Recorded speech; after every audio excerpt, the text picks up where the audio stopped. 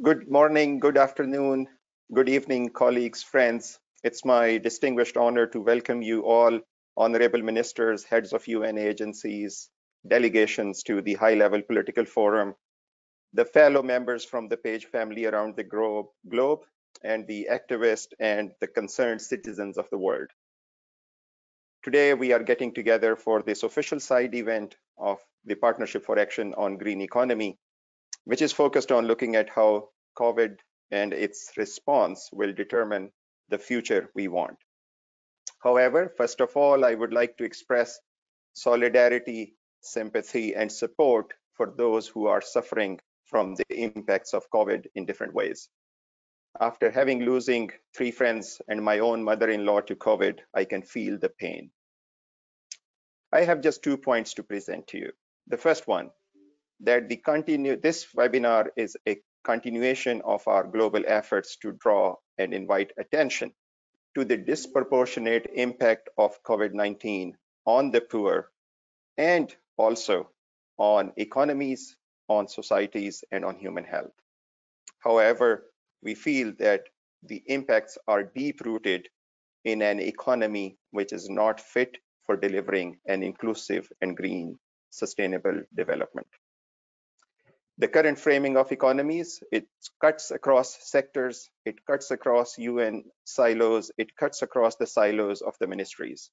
And this is the reason that we have brought together this partnership, which is 5 UN agencies coming together.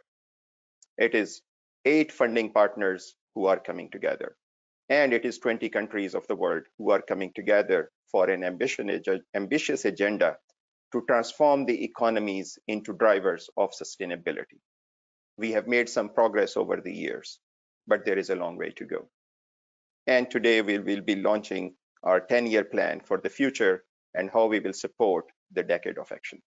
Secondly, there is a proverb which says that if you want to go alone, if you want to go fast, go alone. If you want to go far, go together.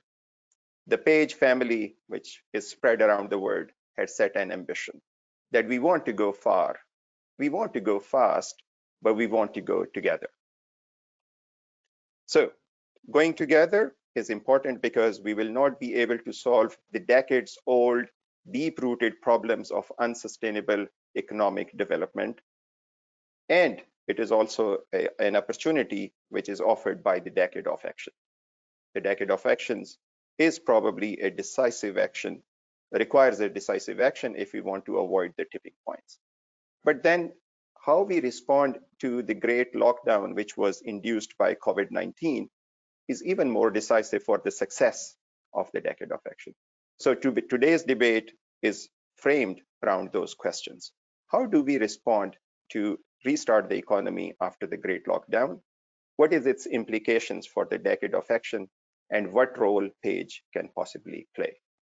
We are so grateful to each one of you for taking time from your busy schedules to join this debate, to inform the priorities for the decade of action and for Page, the support it can offer. So with these opening remarks, I will hand it over to Nosy, who is our moderator today, to unfold and unpack some of these questions. And I wish you all a very successful discussion. Thank you so much for joining. Thank you so much, Hassad, and thank you for a very personal share, but also setting the context for us for this conversation. It's an absolute pleasure for me to moderate today's conversation, and in particular, 2 panel discussions that I think whose time has come. Now, I think the context for today's conversation is going to be very critical. We are in a time and a space where the pandemic, the COVID-19 pandemic in particular, has exacerbated existing challenges to progress on the Sustainable Development Goals, as well as progress towards global commitments to halt climate change and biodiversity loss. What we are seeing is economies that have been exposed and have been exposed for inequality. Some of these now experiencing exacerbated inequality. We're seeing unemployment rates continue to go up, but also we're seeing the most vulnerable groups, women and young people in particular, continue to be the ones the most affected. And yet, despite this picture of doom and gloom that I have painted, in this challenge, in the space of adversity, lies an opportunity for us to build a better tomorrow. And this by driving an economic recovery with policies and with investments that create jobs and that create income by addressing global sustainability challenges. And so one of the big jobs that my panelists are going to have and to deliver on today is to take us to a place where we can tap into and explore the often difficult choices that policymakers, that business and individuals need to make, that we have to make if we are going to deliver a more sustainable world. Our panel will address the future of the future of the global sustainability agenda and how we might emerge from the impact of COVID-19. And so I'm really encouraging you to lean into this conversation, not only just by viewing the conversation, but also by participating in the conversation. So we're inviting you to please use the chat function to send us through your comments and your questions while the panel discussion is live. And I make my commitment to you that I will try my absolute best to integrate your voice, to bring your voice and make it count in this conversation as best as I can. I'm also going to ask you to amplify this message. Let's take it out to social media. The hashtag that we're using is hashtag page HLPF 2020. That's page HLPF 2020, all in high caps. And if you're going to follow any handle today, the only handle that you should be following is @_UN_page. It's @UN_page. Now, in these times, we also know that sometimes technology does come under pressure. If in the unlikely event that it does happen and this connection breaks and we lose each other in conversation, please look out for your email. Within minutes, you will get a new link to a new platform so that we may continue the conversation. We don't anticipate that this will happen, but if it does, please check your email immediately. And of course, we have an audience around the world tuned in on web TV and on UN TV into this conversation. So let's truly have a global conversation that matters. And a beautiful way for us to start off this conversation is to open the floor to some opening remarks from the Director General of the International Labour Organization, Mr. Guy Ryder. Here he is on video sharing some of his opening remarks for us.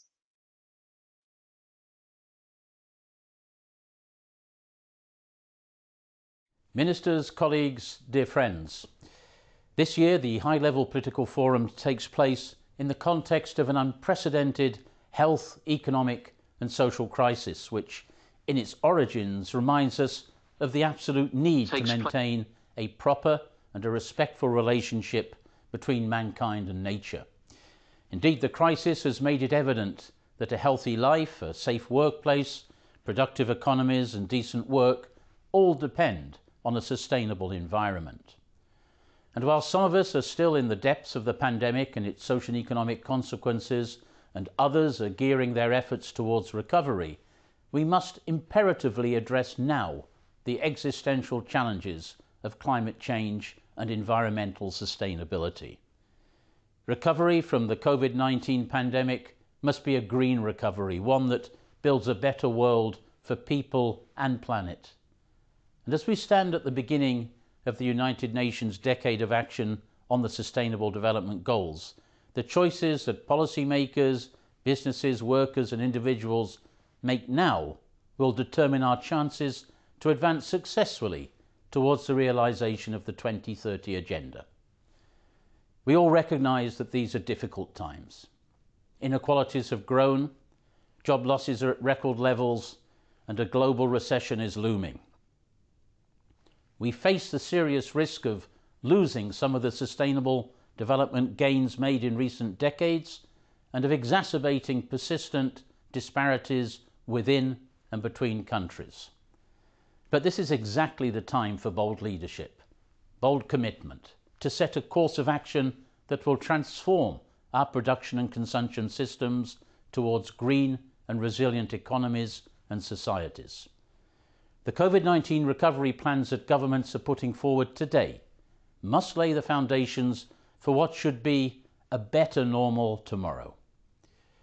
The Partnership for Action on Green Economy, PAGE, has proven its capacity to bring together UN entities in a unique structure and modality to deliver support to countries in the pursuit of the SDGs. PAGE provides integrated and holistic solutions to foster sustainable and inclusive growth, eradicate poverty, promote decent work and social justice, and ensure environmental sustainability. It represents an important element of the UN framework for the immediate social and economic response to COVID-19. Through the updated vision and far-reaching ambition contained in its 2030 strategy, PAGE stands ready to identify new opportunities to scale up, replicate, and accelerate changes towards the SDGs. The ILO is committed to playing fully its part in this new journey, mobilizing its tripartite constituents and drawing on the ILO's centenary declaration for the future of work to collectively build back better and greener.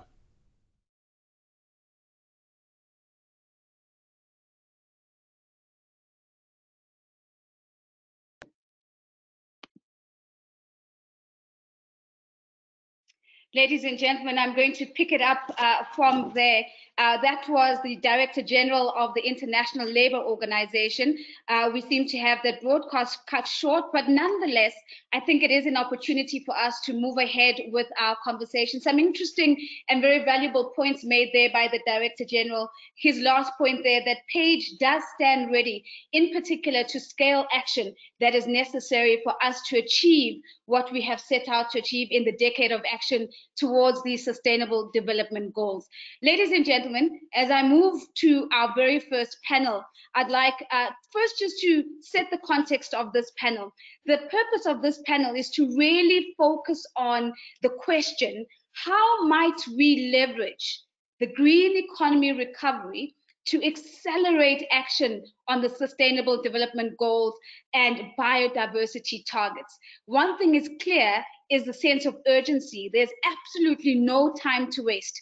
And so our panelists are really going to be speaking to this ability and opportunity for us to catch the momentum while we have it. It gives me a great pleasure to introduce my panelists now. You can see already on your screen the Executive Director of the UN Environment Programme, Madame Inga Anderson. Thank you always for connecting across the global landscape. She's going to be joining us in conversation. We are also seeing on our screens His Excellency Arafin Rudianto, the Deputy Minister for Maritime Affairs and Natural Resources, this in the Ministry of National Development Planning in Indonesia. Your Excellency, welcome. It's lovely to have you join us in this important conversation. And it's also a great pleasure for me to extend welcome to the Commissioner for the 2030 Agenda in the Federal Ministry for the Environment in Germany. That's Mr. Stefan Conscious. If we can get his camera on so we can complete this triad, I think then we'll be ready to kick off the conversation. Now, ladies and gentlemen, I just want to make sure that we do have the Commissioner on with us and that he is joining us. Nonetheless, I'm going to continue with the conversation, and perhaps Madam Anderson, it's a fitting place for us to start off with you in this conversation, where we're talking about capturing the momentum so that we may be able to build back better.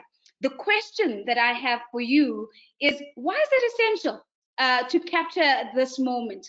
Why is it important for us to use this opportunity to accelerate momentum towards the 2030 agenda? And before you answer, Madam Anderson, just to let everyone know that the Commissioner is trying to connect and will be with us shortly. Madam Anderson, over to you.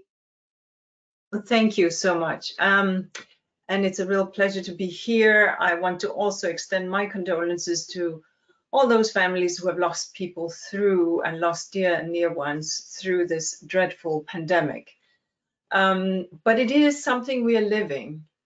And just before we hit this terrible pandemic, We were struggling to find money for the SDGs. We were struggling to find $100 billion by 2020 each year for climate. We were struggling to find money for poverty reduction. And then what happened was that this dreadful, terrible disease hit the world. And all of a sudden, we had $11 trillion that were being taken from the coffers of the governments into the economy to kickstart the economy. And that was the right thing to do, don't get me wrong, because people are without jobs and businesses are collapsing and so on. But now the conversation has to be, so where do these money go? And how can we direct that monies into the right place? And we need to understand, first, we need to take care of health, it's without a doubt. Second thing, we need to take care the best we can of cash payments to the most vulnerable, to those who are without jobs, etc. People have been cut checks so that they can feed their families and get on. We've also seen many fiscal elements in these stimulus, dropping VAT, reducing certain tax payments, extending tax payment deadlines, etc., etc. So these are meaningful, and you can't green them. You can't greening the cutting of an unemployment check to an unemployed person, or some small check that you give to an SME. But now when we are seeing that we've sort of have stabilized in some countries, though by no means all, some of these dimensions, as we're seeing these larger infrastructure packages, these larger stimulus packages, let's talk about where they go. Are they going into sustainable production and consumption? Are they going into green infrastructure? Are they going to support green jobs? Are they going into upgrading of buildings, which is very job content heavy, but also great for climate? Is it going into green energy? Is it going into parks and green spaces? So this is it. Now, the Secretary General of the United Nations has been very clear. He's called for solidarity in COVID on the health side, but also on the poverty side. And he's called for inclusion. And the sad fact is that most of these monies are from wealthy countries to wealthy countries. It's payments to ourselves, right? So we need to think about that, because one case of COVID, we all have COVID. And so it is not enough just protect your own economy, because you actually need to have that global solidarity. And here's the thing, we can learn from that and take that into how we deal with climate and how we deal with biodiversity. So when we build back better, we have to think about how we ensure that these monies go in the right direction. And we know now that this can drive jobs, opportunities, and the very real boosting of the economy. The new IRENA report that is just out tells us that if we make these investments, we have for each $1 million in renewables, we have 25 jobs. This doesn't begin to compare. I mean, coal doesn't begin to compare with these kind of opportunities. And so there are some real returns. Now, we have seen, and I'm aware that soon you will be closing me down, so I'll be very fast. We have seen some good examples. I want to highlight, for example, Pakistan.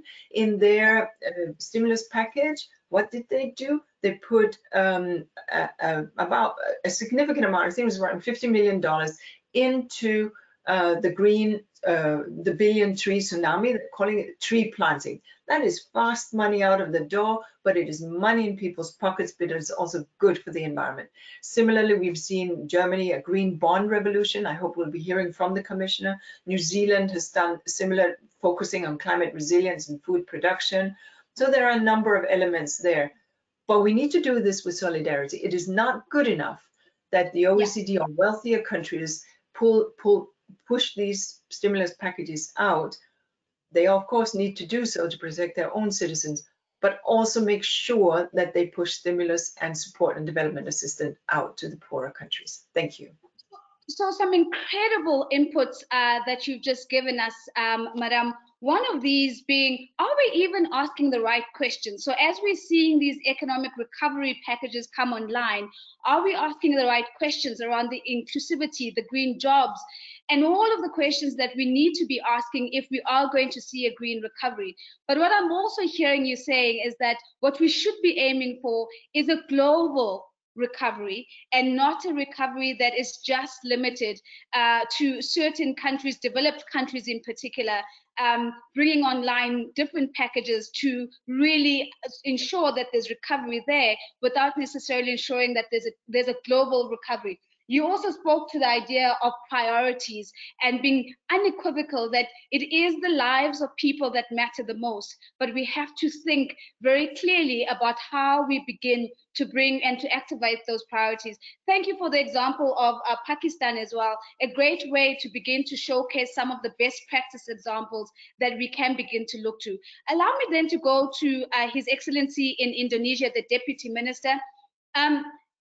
Deputy Minister, in light of what we've just heard, I think it would be really interesting from a page partner country perspective to understand what is Indonesia's strategy to recover from COVID-19? And in particular, we know that this is across medium to long-term horizons in order to achieve what you describe as the future that we want, which is a greener and more sustainable future. What is the strategy that is coming out of Indonesia? Thank you, moderator, honorable speakers, distinguished guests. Good morning to you in New York and American continent. Good afternoon to you in Europe, Africa, and Middle East region, and good evening for some of you in Asian countries. I would like to extend my appreciation to all of you, particularly to the UN page that has been continuously supporting countries during the COVID-19 pandemic. Learning from past economic crisis experience, the global carbon dioxide emission from fossil fuel combustion grew 5.9% in 2010. These rebound emissions were resulted from economic stimulus and investment to boost growth through high carbon industries. Today, we have option to continue business as usual development approach or to build back better toward a sustainable and low carbon development path. Indonesia's platform to build back better in the medium term, so-called the Low Carbon Development Initiative or LCDI, has been integrated in our medium-term development planning document for the period of 2020 to 2024. A specific chapter on LCDI highlights several policies to be taken, including sustainable energy development, sustainable land restoration, waste management, green industry, and carbon. Indonesia's commitment further shown by the government decision to include greenhouse gas emission reduction as one of macroeconomic development indicators within the next 5 years. This means that greenhouse gas emission reduction will be closely monitored along with other key development indicators such as economic growth, poverty reduction, Gini ratio, employment rate, and human development index. For the longer term, the Build Back Better through LCDI should remain and put as the core of 2050 pathways. Although it is not easy to keep the balance between economic and environment constraints, and we found difficult to reach zero emission by 2050, Indonesia has taken some efforts. We have developed so-called Indonesian Vision 2045 as our long-term development vision, along with the LCDI scenarios that low carbon development path will lead to stronger economic growth. Thank you very much. Thank you very much, Your Excellency. You speak to this very intentional and deliberate approach to integrating macroeconomic policy and making sure that the fundamentals are rooted in sustainable development. You also speak about the LCDI scenarios, and perhaps I'd like to come to you with a second question on that exactly, Your Excellencies, and begin to ask you, what are the benefits of LCDI for Indonesia, and in particular, what evidence have you seen that shows that these are in support of the Sustainable Development Goals, and also are really speaking to some of the challenges for implementing some of these approaches on the ground? Thank you, Najib. we have developed a number of LCDA scenarios. The LCDA scenarios we developed will unlock an array of additional benefit for Indonesia by 2045 as for long-term vision. This includes more rapid reduction in poverty than the current trajectory. More than 15 million additional jobs which are greener and better paid. Over 40,000 deaths avoided through reduced air pollution. Prevention of loss of forest land, saving from the accelerated use of renewable, as the renewables will be cheaper than many fossil fuels, especially when considering the health benefit and of reduced air pollution. And more resilient people from disease and global warming rates are our benefit. Then the challenge indeed lies on how to implement the LCDA on the ground. Good leadership, the right policies and decision, technological change, huge amount of investment, human capital, and strong partnership from all stakeholders are all the requirements. In this regard, I would like to invite all partners, international institutions, and multilateral development banks to work hand in hand and support countries during the recovery phase of this pandemic, and also in the long term. With the sustainable and green investment package for a more resilient people and sustainable development in the future, we must be better. Thank you very much. Thank you very much, Your Excellency. I've begun to see quite a number of questions trickling into our chat box, so I'm going to be bringing those in as soon as I can. And if we do get the Commissioner on, what we will do is give him an opportunity to make a short contribution or a statement to this conversation, because I think his insights are also critical for this conversation. But allow me then maybe to come back to you, Madame Anderson, and ask the question, what will the UN system, especially UNEP, offer to support countries in green economic recovery from COVID-19? Well, thank you, and I do certainly hope that our colleague from the German government comes on board.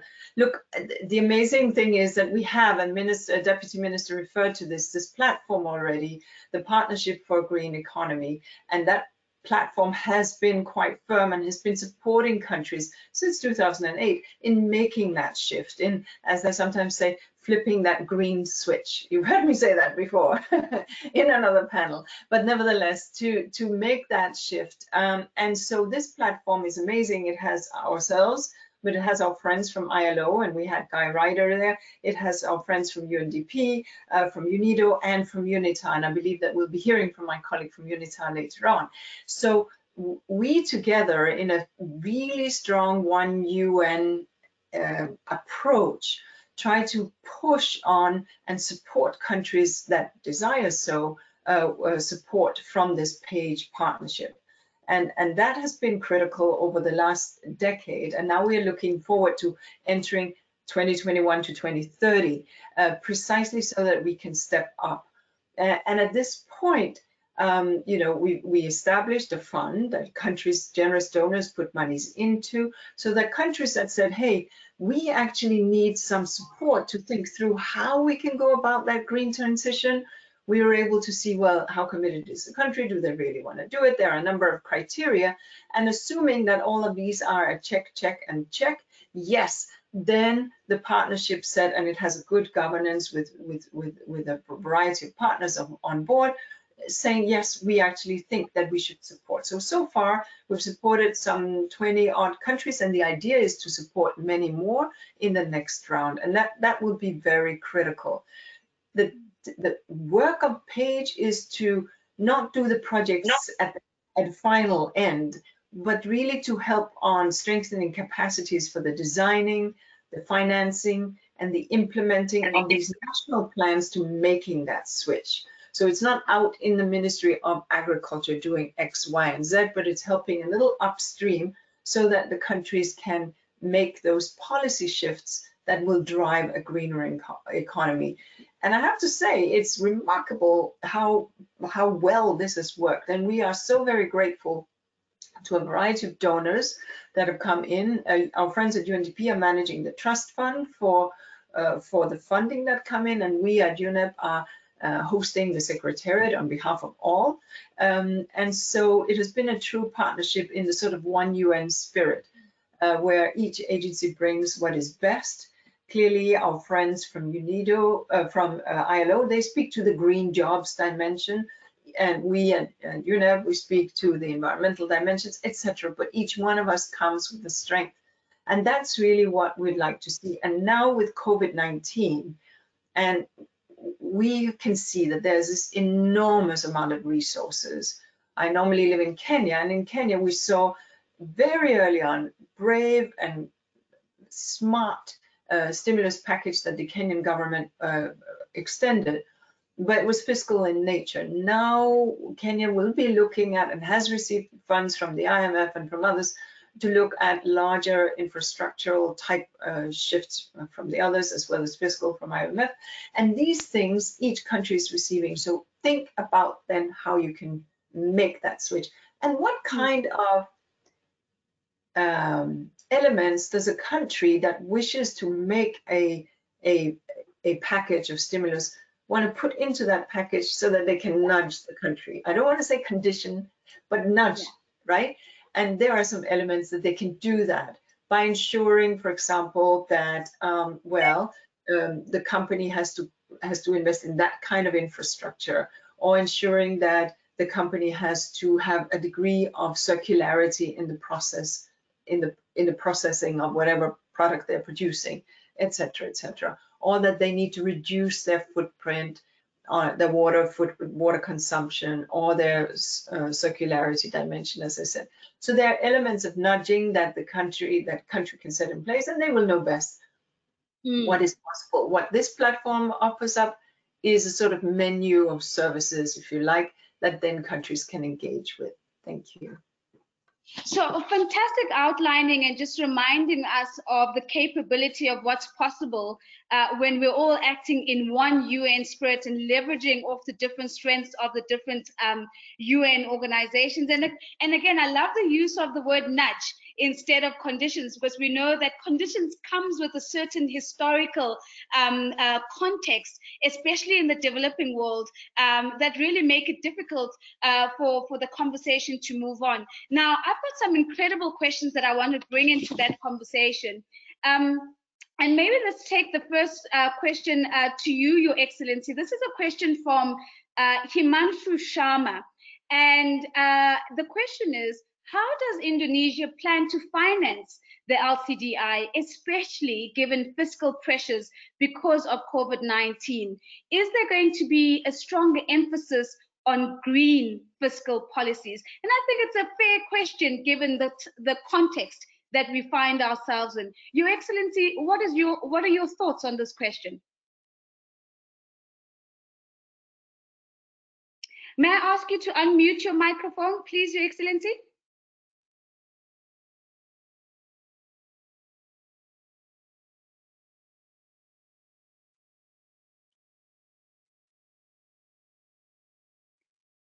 So can I please ask my organizers if they can unmute His Excellency, please?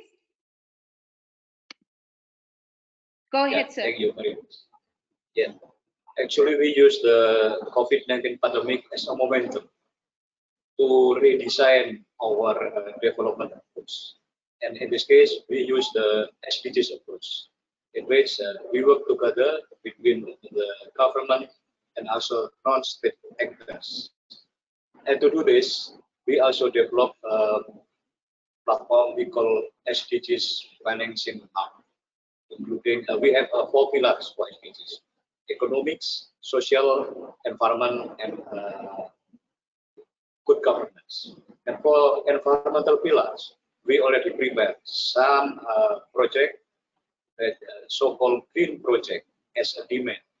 And then we have many supply from our development partners, from the philanthropy, from our private sector in Indonesia, and we the Ministry of Development acting as a matchmaker between supply and demand. So not only from the government fund, but also from state actors. If only from the government fund, maybe we can only contribute around 25 or 30% of all the costs needed.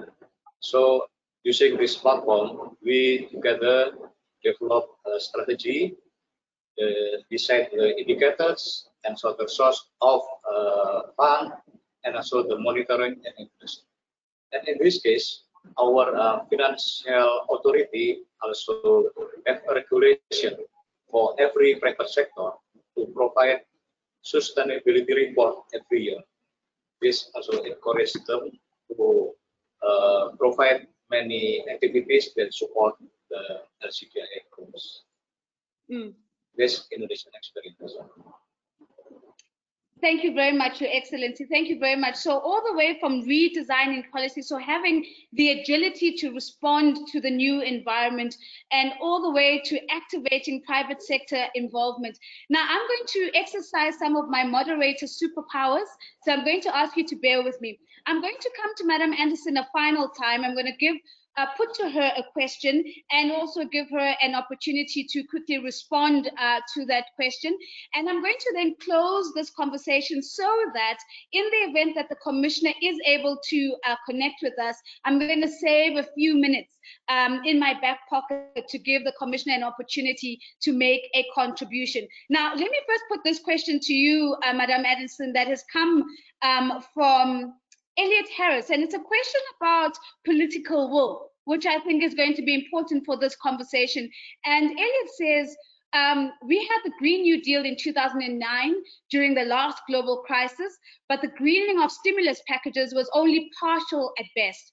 Now we have the 2030 agenda as a framework for a green recovery. Is that on its own going to be sufficiently compelling a narrative that it will mobilize the political decisions on how the recovery should be directed to ensure a green recovery? It's a long question, but essentially, is the narrative of urgency around the decade of action going to be sufficient to see us making the most of this opportunity for a green recovery? To you, Madam Anderson. Well, thank you. And I think the question is spot on, because we've sort of been here before, and yet we've never been here before.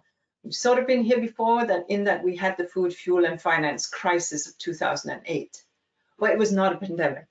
And so it didn't, I mean, it was terrible. People lost their homes, people dropped into poverty. It was bad. But it wasn't a disease that silently went into our homes and took away our loved ones. And so if we've learned anything, and yes, it was a banking crisis in its essence that spilled into food, fuel, and finance, as we all know. Here, it's a health crisis that caused an economic and financial crisis and caused massive poverty. So no, any one narrative is never enough. But as we heard from the Deputy Minister, the SDGs provides a very, very powerful roadmap. And we heard what his country has done. They've sort of essentially said, look, this is our North Star, this is the way we're going. This is the way that we are sailing right now. And that is a manner in which we can arrive at a betterment for our people. Now, is it enough? No. So from a UNEP perspective, we would, without frightening people, we would like for there to be an understanding that this pandemic is not a one-off. It's not a one-off. We've gotten closer and closer to more frequent zoonosis because of the way we're interacting with nature. And even if we're able to stem by miracle another pandemic in the next 10 to 20, 30, 40 years, we have climate change, we have biodiversity loss. And these, the day the permafrost melts for climate change, will bring catastrophe to us. So we need to understand that now we've sort of been given a very rude, very horrible wake-up call. And that wake-up call surely must be that we all need to summon our collective will. Because just like I said before, there are no borders anymore. One case of COVID-19, we all got it. And it's the same one degree Celsius, It's not your degree or my degree, it's our climate that changes. So we need to understand multilateralism is the only way forward. So I have to remain an optimist because that's the only way we can get better at it. And I get excited and pleased when I see young people on the street, young people forcing the conversation about what we have failed to do, my generation, and holding us to account. So let's continue to do so for the young people and for the older people too, to make sure that we can make that shift. I want to thank you very much as I'm stepping out of this one in terms of speaking, and also, of course, pass my deep thanks to my colleagues and a minister from Indonesia. It was a pleasure to be on this panel. Thank you. Thank you very much. Thank you very much to Madame Anderson, as of course, a very, very big thank you to His Excellency for joining us. That is the Deputy Minister for Maritime Affairs and Natural Resources from Indonesia. Colleagues, ladies and gentlemen, we're going to be transitioning now into our second panel. And as we do, I'd like us to please turn our attention to this short message that is coming from the President of the UN Environmental Assembly. It's a message from Mr. Rotavaartanen.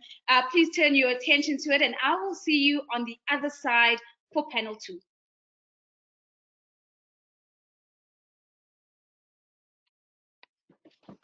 Dear friends, a lot of people find life extremely difficult right now. Millions have lost someone close to them due to COVID-19. An unimaginable number of people have lost their jobs. Far too many people don't know how and when they will get their next meal, how they will pay their school fees. Many are tired, isolated, impatient, and scared. And here we are, traveling the world virtually, preaching green recovery, agreeing internationally on the need to build back better is easy. To say that COVID-19 is an opportunity to align the global economy with the SDGs is easy. To actually do it, however, to take the decisions that help people financially today while not locking us into an unsustainable path is difficult. As Minister of Climate and Environment, I have first-hand experience on this subject. And I am not coming from a country where people are starving. The task ahead of us is not easy, but it is one we cannot fail in taking. We need to find and choose policies that get people back to work, and that cut climate gas emissions, and that protect nature. I believe all countries face their own unique opportunities and obstacles. But at least one thing is common. Focusing on the environment alone will not give us the future we want. But neither will focusing on jobs alone. It was true before, and it is certainly true now. That is why I am pleased that PAGE is given a key role by the UN when it comes to greening the recovery.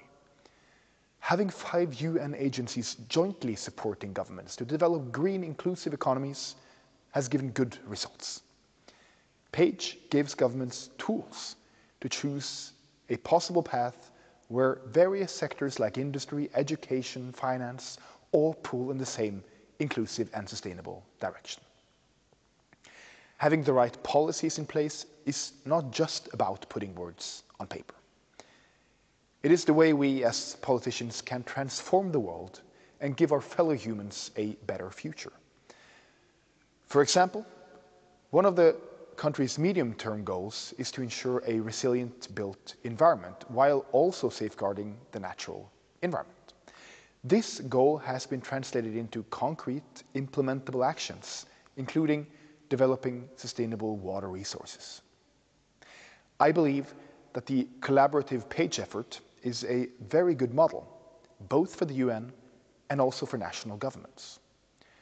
There is an increasing need for the UN agencies to jointly support the 2030 Agenda and the Paris climate goals. We have an important decade of action ahead of us.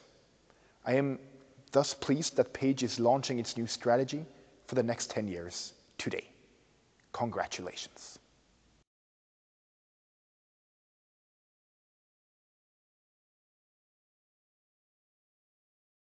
And there you have it, ladies and gentlemen. Again, my apologies for that broken message, but I think the message we got was quite clear from Mr. Rotterwarten, that we do have an important decade ahead of us, and that we are going to have to leverage the collective and individual strengths of all the UN agencies if we are going to accelerate the journey towards the Sustainable Development Goals. I'm going to press on with our conversation now, and press on by introducing to you the second panel, which will focus squarely on the roadmap for delivery in the Decade of Action, and how that particular journey can be enabled by a fair and green economic transformation. Now, I've also gotten the good news that the Commissioner will be joining us a little bit later, right at the end, where we will create an opportunity, just a few minutes, for him to please add his title for us. With that now, ladies and gentlemen, allow me to please share with you the panelists for this conversation. You're seeing already on your screen the Director General of the United Nations Industrial Development Organization, or UNIDO, Mr. Lee Yong. Thank you very much for making the time to join us, sir, and a very big welcome to you. We're also joined by the Minister of Industry, Energy and Mining in Uruguay, His Excellency Omar Pajanini. Thank you very much for making us. If we can have your camera on, please, and if I can just invite my organizers to please make sure that His Excellency's camera is on. From the Kingdom of Morocco, ladies and gentlemen, we are joined by the Vice Minister of Industry, Trade and the Green Digital Economy. That is Mr. Youssef Al Bari, who is the Secretary General of within the ministry, rather. So thank you very much for joining us today. We're also joined by the Minister of Labor, Employment and Social Security from Argentina. That is His Excellency Claudio Moroni. Thank you very much for joining us. And last but certainly not least, with invaluable contribution in this conversation, we are going to be joined by Mr. Nikhil Seth, the Executive Director of the UN Institute for Training and Research. So if I may kindly call on all the cameras to be on, so that I can see all the panelists for this session. Thank you so much. Right, so Mr. Lee Yong, you're up first, and I see that your camera is on. So unfortunately, you're coming under the gong first, but I do see His Excellency from Uruguay has also joined us. So maybe let's start off there, Mr. Lee Yong. You know, when we think about the strength of partnership, which was a message that has been reiterated quite a number of times in the first panel, and we've heard it in the message from the Director General of the ILO, as well as from the President of UNEA, the question to you is this: how does industry contribute to achieving a green economy, and what approaches are most suited to drive such a transformation? Thank you very much, moderator. I appreciate this opportunity as one of PAGE partner agency. I'm so pleased to join you today in this panel discussion focused on delivery on the Decade of Action through the green economic transformation. I believe that this topic is particularly relevant in the context of the ongoing pandemic that has affected our daily lives and the challenge how our economies and the business operate. Before the pandemic, we all understand the international community was ready to build on the gains made towards reaching the Sustainable Development Goals.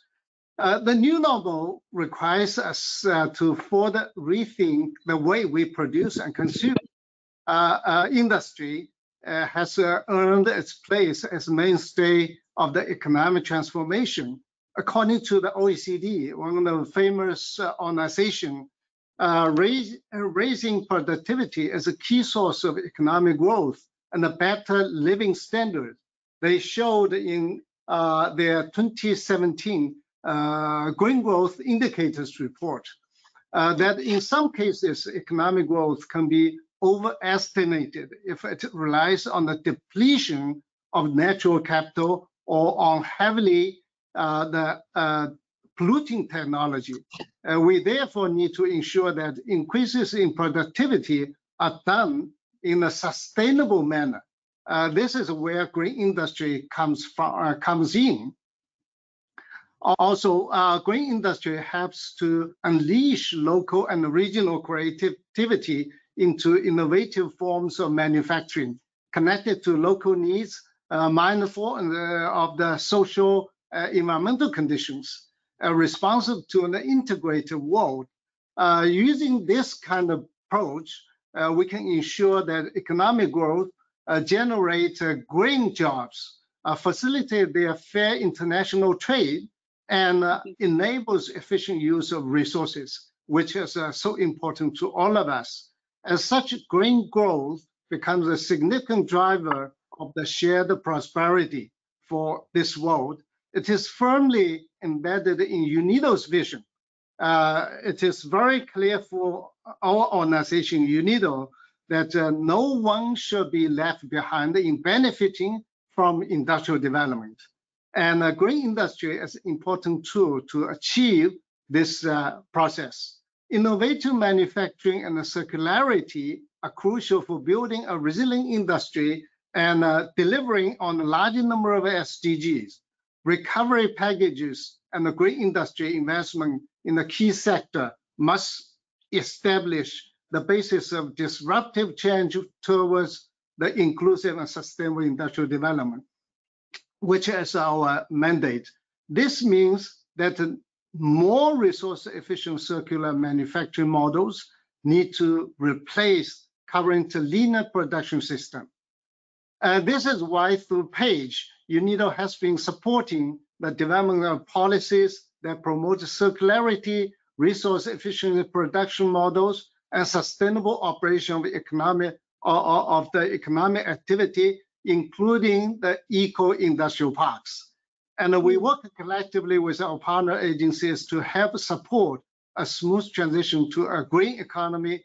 This transformation surely requires firm, strong commitment, concerted efforts, and a strong partnership among the stakeholders involved. I'm very happy the government representative ministers, also our PAGE partners presented here. Thank you very much.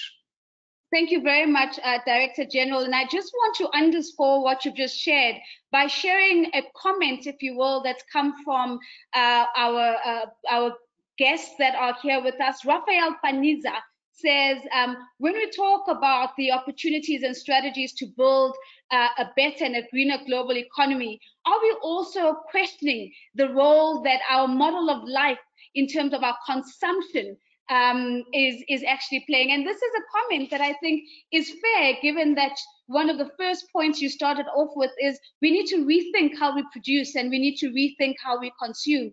And thank you as well for really putting to the fore some practical ways in which industry can think about how they can contribute more meaningfully to a green recovery, including a call for more leaner models. So let me go to Uruguay next, and let me call on the minister in Uruguay. And the question to you, Your Excellency, is this: what sustainable development policies has Uruguay established? Well, good morning. I'll try to be synthetic.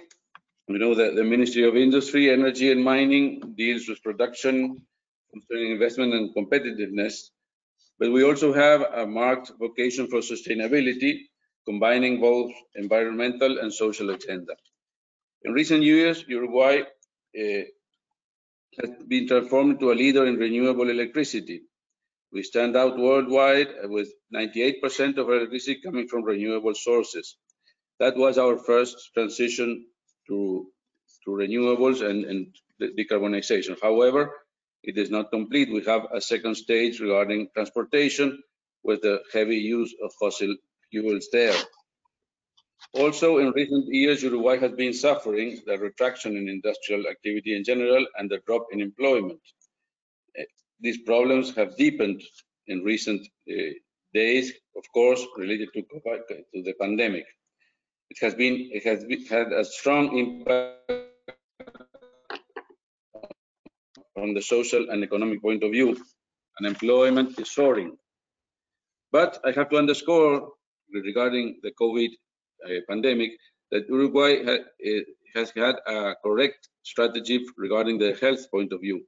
Our motto there has been freedom with responsibility, and we have achieved up to the moment, of course, successful results from the health point of view. The number of infection is very low. Very low is the death per capita index. We have up to now stopped the disease to go exponential, of course. That has been achieved with strong measures at the start of the pandemic. Schools closed, public meetings and shows stopped, sports, of course, and also building and construction. And a very strong and transparent communication with the population at every stage. Now we are in a transition to a new normality, opening up education, sports, and different kind of activities.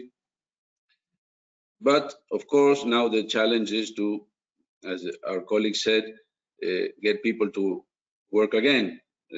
Small and medium enterprises have suffered a lot, and they have to go again working in a small country that relies a lot on exports. And as you know, the world is not the best place to export now. So this is, of course, the first challenge we have now. It's important to stress, just to end up the COVID situation, that the country has quickly deployed innovative responses using science and technology.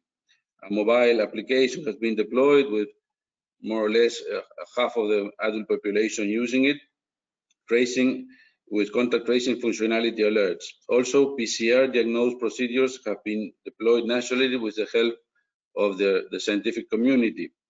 And finally, some other local tech companies have built their ventilators and whatever.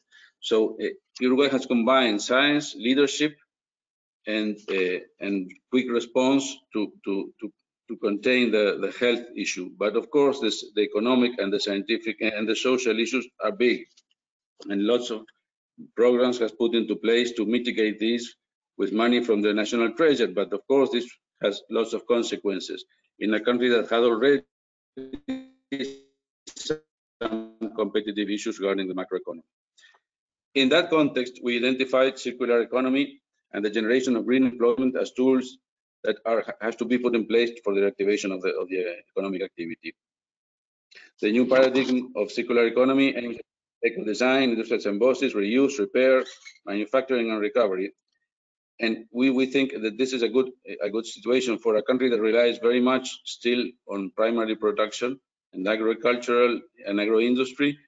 The circular economy is without doubt a tool that has to be taken place. We already have some programs that were supported by PAGE and that are our partners.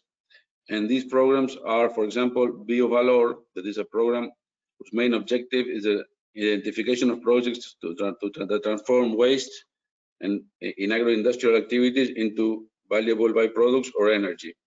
And several projects are in place and already in production with this project. Also, the National Development Agency called ANDE, whose mission is to promote throughout the country programs to improve business competitiveness, has supported us in this kind of articulation. That with PAGE has been a technical and leadership and articulation element. In 2020, PAGE is already committing also resources for this kind of projects. Yeah. We have the Circular Opportunities programs and the Uruguay Circular Award that are led by PAGE, and that is our tools at the moment. I don't know if I have not. Okay, go ahead. I think you've done a fantastic job, Your Excellency, of really giving us some practical examples. You even gave us a recipe, and I want to repeat this: science, leadership, and quick response. Now, if there is a recipe, I certainly what sounds like it's a recipe that is working in Uruguay. Now, Your Excellency, there was a question here that I think really underscores your contribution. I won't pose the question, but other than just to repeat it, and it's a question that's come from Nomathemba Mhlanga in South Africa on circularity and the circular economy. And Nomathemba says, this conversation indicates that it is incumbent for us to adopt a different development trajectory and paradigm. I cannot see any other way beyond decoupling GDP from resource consumption, and thus the circular economy presents a model for the future to achieve a net positive impact on biodiversity. Nomatemba had ended the question is with what are the panelists' views on the circular economy, and we could hear from your contribution, Your Excellency, how the circular economy is one of the ways that Uruguay is looking to respond in support of green economic recovery, but also to the realities of the people on the ground. So I'm going to move now in the conversation, and I'm going to move the conversation to Mr. Seth. And I want to bring up a conversation piece, Mr. Seth, that has been repeated, and this is this idea of partnership. And I maybe want to get to the root of the partnership recipe. And the question is, what is needed to make a global partnership successful in contributing to the SDGs? We've heard from Inga Anderson, from Guy Ryder, from Mr. Rotterbarton, that partnership is the only way that we're going to be able to respond effectively in this decade of action. But what is it that makes it work? What makes that partnership successful? Thank you, Nosy. Let me start by using this opportunity to greet all the distinguished panelists and my colleagues in the UN system. Coming to your question, Nosy, in the sustainable development context, there has been a dramatic evolution of the concept of partnerships from UNCED in 1992 to Johannesburg in 2002 to Rio +20 in 2012. And I've been part of these, so I'm glad you asked me this question because I've seen the evolution of this concept of partnerships. We took baby steps in 1992, and now we have what I would think is a robust practice of partnership. And in thinking about your question, I thought of 7 elements which contribute and make partnerships robust and successful. First is a shared vision of the purpose of the partnership, now increasingly being framed, as we've seen all our speakers framing our discussions today. It's either the SDGs or climate change or our response to the COVID-19 pandemic. Second is a financial commitment, and this is very important. We sometimes forget about it. Initially, for the establishment, the seed money, so to speak, for the partnership, and this is during the pioneering stage of the partnership, followed by a long-term commitment to the viability and durability of the partnership. The third criteria is a practical problem-solving approach made relevant to the specific benefit of the targeted beneficiaries. It has to be tailored and customized approach, which is strongly demand-driven. So we don't cook up a partnership and the end beneficiaries, but we have a constant exchange with our beneficiaries to find out what is the demand dimension of this partnership. Fourth is a willingness of the implementing partners to focus on a division of labor which is defined by their respective expertise. We have industry represented here by the Distinguished Director General. We have had Inge, who's talked about the environmental dimension. We have UNDP, we have ILO, we have UNITAR, which comes to it from the training. So everyone has to focus on their specific competency. We need an integrated approach to our world's problems. We know that, and they have to be tackled together rather than a segmented fashion. So this is the fourth element for success. Bring to the table your expertise and collectively own the partnership and avoid duplication. The fifth element is a focus on attitudinal and behavioral changes in the development and learning tools for policymakers.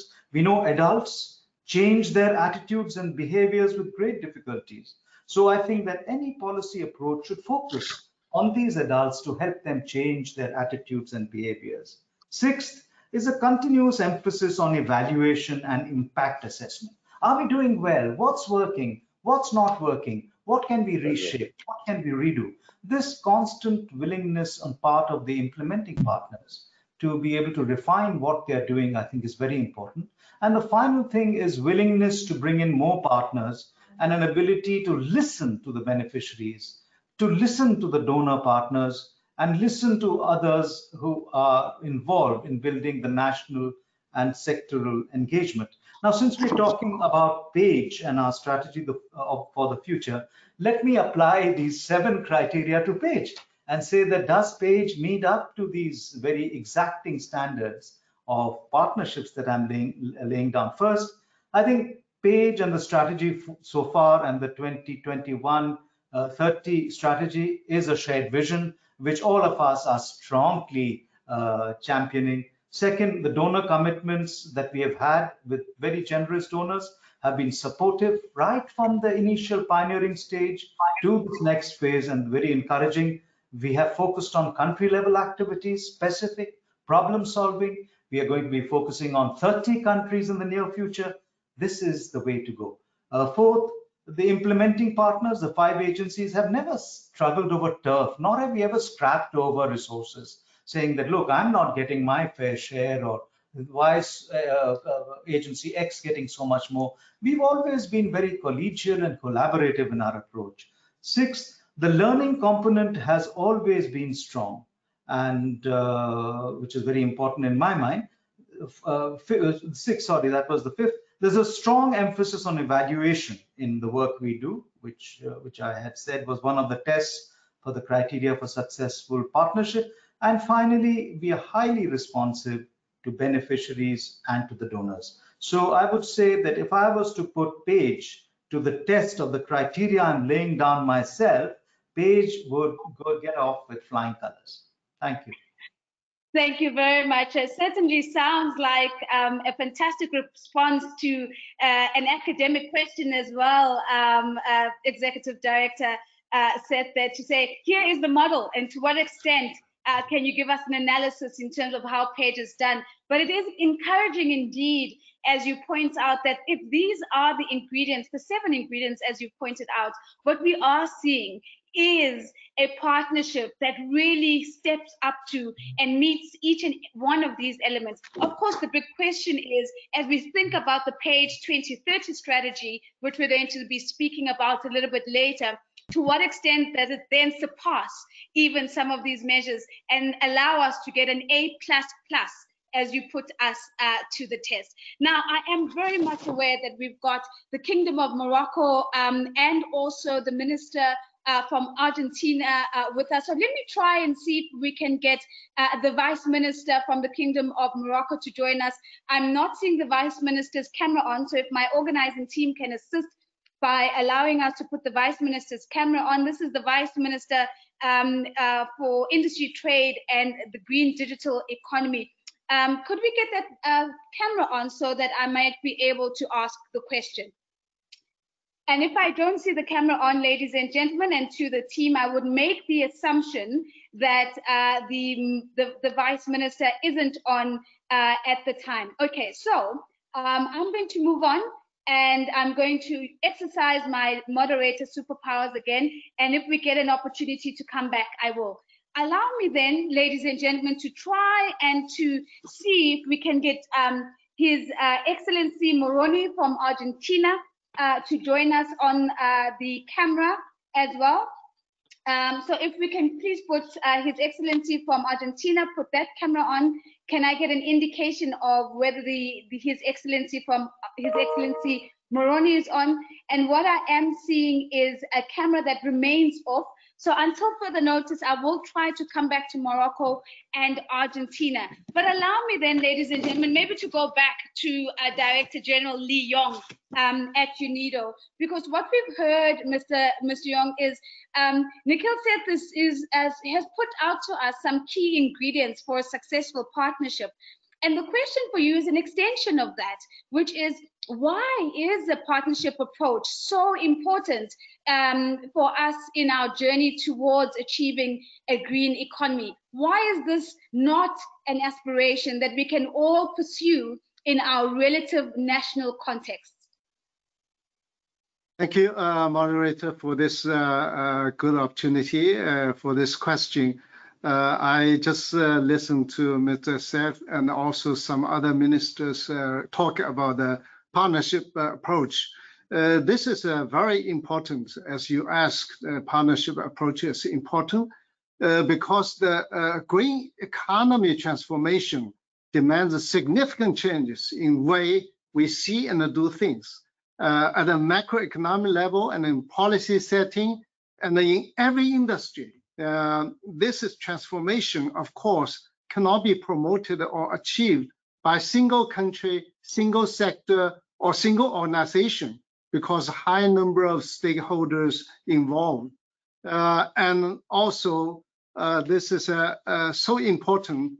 The 5 partner agencies of PAGE bring together unique sets of skills and networks, and they work collectively as a team and to facilitate green economic transformation at the both country and the global level. While we played our respective role, this partnership is now approaching the end of the first phase, spurred on by the commitment and the enthusiasm of the partners to create a greener and a more equitable world. In the coming years, as Minister of Norway mentioned, PAGE will continue its ambitious work to inform, inspire, and enable policy reform, capacity development, and international cooperation for inclusive and sustainable development. At the same time, PAGE partners are making plans for next 10 years of the PAGE beyond the 2020. With the PAGE 2030 strategy, the partnership will deliver increased support to countries, to international community in achieving SDGs and implementing nationally determined contributions. I strongly believe that PAGE agencies, namely ILO, UNDP, UNEP, UNIDO, and UNITA, and the 2030 strategy will act as a catalyst to foster economic growth, creating jobs, reduce poverty and inequality, and strengthen the ecological foundations of economies in the post-COVID period. Partnership is so important for us. We will work together with government, UNP agencies, civil society, NGOs. This is an important partnership for us to achieve the green economy transformation. Thank you. Thank you very much, Director General. And again, that emphasis on how partnership can be the catalyst for effective change and meaningful change and systemic change. And of course, thank you very much for really coming into that point of what the 2030 strategy might achieve. And we're going to be hearing from the Executive Director of UNEP just before we wrap on the 2030 strategy. Now, I'd like to come back to His Excellency in Uruguay, and before I ask you the question, Your Excellency, I'd like to just put to you a question that has come from our guests. And this is the question to Your Excellency Paganini. The question is, given the recent advances of the renewable energy sector in Uruguay and the role of the public sector in the generation of energy in the country, what are the key elements of the new Uruguayan government strategy to continue to develop this very important and very productive sector? And maybe, Your Excellency, as you respond to that, you might also speak to the short and medium term challenges that you have found on the ground and to what extent you are able to circumvent these. Okay, thank you very much. Well, what the question means is more or less the same as the challenges we have. As I said, there has been a very strong impact in the transformation of the electricity generation to renewables, and that has been a very good success, putting together partnerships between private investment and public companies. And we have now 98% of our electricity from hydropower, wind power, and solar power, and something also about biomass. So that has been successful. However, we have some challenges relating the rest of the energy matrix. As you know, 70% of the industry and transportation is energy comes from fossil fuels, and that is our next challenge in the big screen and big scene.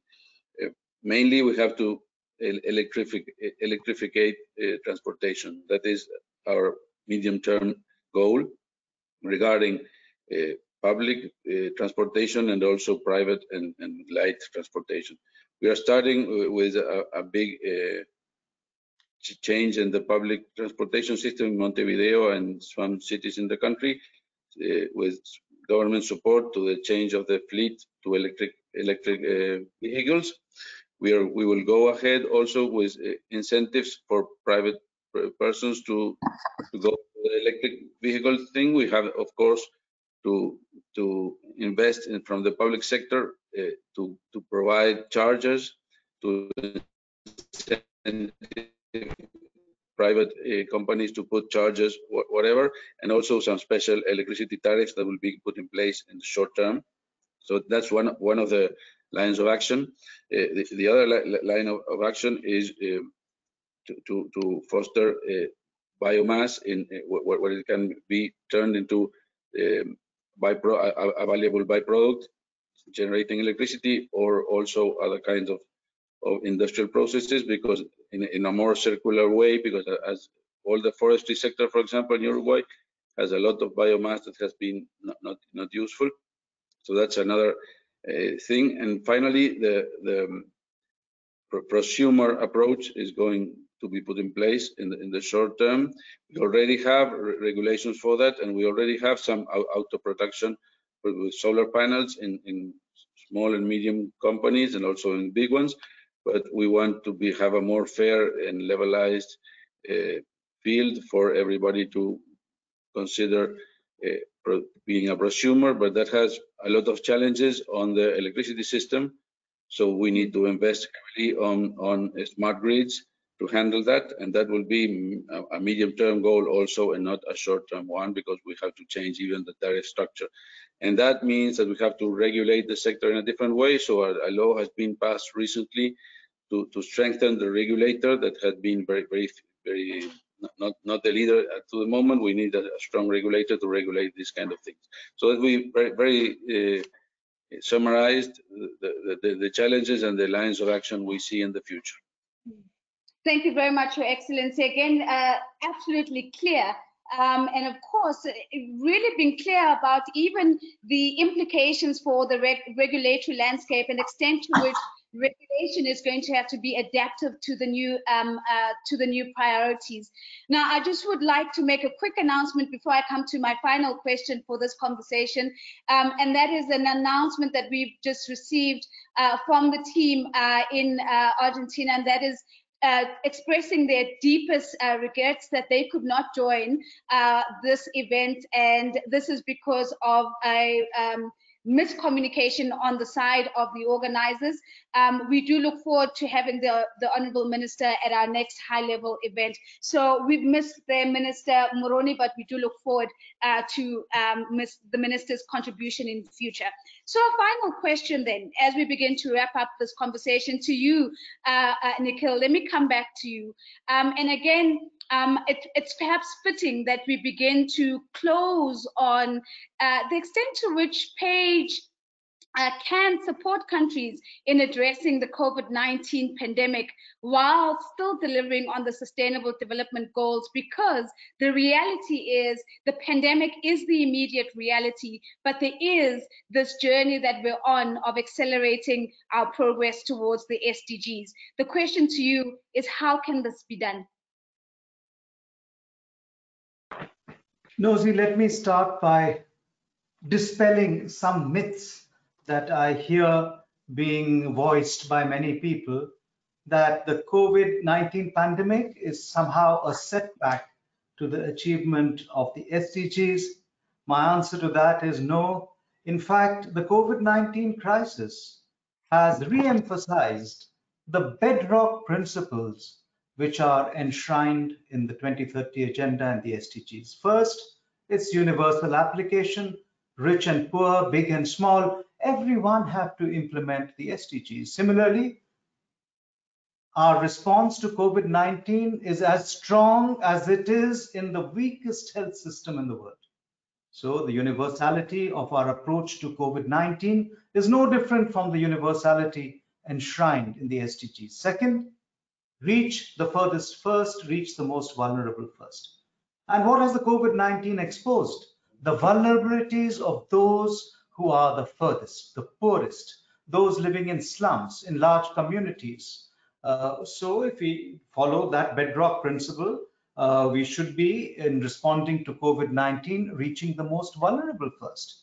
Then we said in the SDGs that we need to follow an integrated approach. You can't have a segmented approach to economic issues, to social issues, to environmental issues, to issues of peace and justice. And that's what the COVID-19 is showing us, that you have to approach issues in an integrated way. The special problem of women and children, the special problems of the poor, the special problems of food security, the special problems of waste management, of environmental degradation. So what the COVID-19 crisis has really revealed is that the bedrock principles on which the SDGs were founded are very sound. And had we been implementing them with greater alacrity and determination, we might have been able to respond to the COVID-19 crisis in much more of a caring, solidarity, and cooperation approach, rather than the rather fragmented approach that we are seeing today.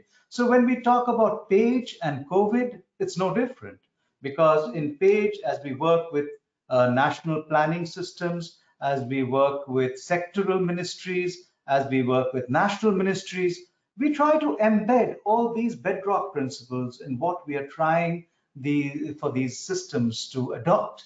That's the mindset change we want to adopt. So I think the COVID-19 and PAGE are one and the same thing, because what the COVID-19 and our response is doing really is to reinforce the importance of SDG approaches, of green economy approaches, of inclusive approaches, of tackling poverty, of tackling the various absences that we see in the COVID, of health systems and so on. So I don't think it's a non-question in a way, because I think PAGE and our response to the 30 countries we'll be helping very soon is really going to be that one integrated approach. And I think this kind of partnership is now needed more than ever. I suspect that while we're expecting 30 countries, there'll be more and more countries who see the viability of what we are doing in this joint up way to help them. And I want to join all my colleagues today, UNEP, UNIDO, UNDP, ILO, and in expressing our strong support to the next the strategy, which goes up to 2030. And I would request all of you, all of those listening, and the ministers who I'm very thankful for contributing to the energy and the political steam behind our partnership, to ensure that we can deliver what we are promising in this new strategy. So I just wanted to thank you and thank all our partners for making this possible.